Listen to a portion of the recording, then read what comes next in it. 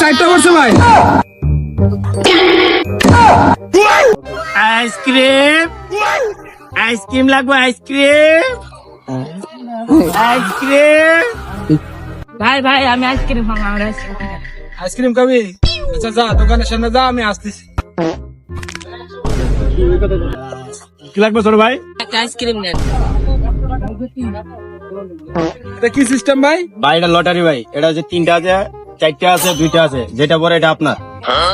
আচ্ছা তাহলে আমরা একটা ঘুরাইতে পারি তো? হ্যাঁ ঘুরাইতে পারে। ভাই চারটা পড়ছে ভাই।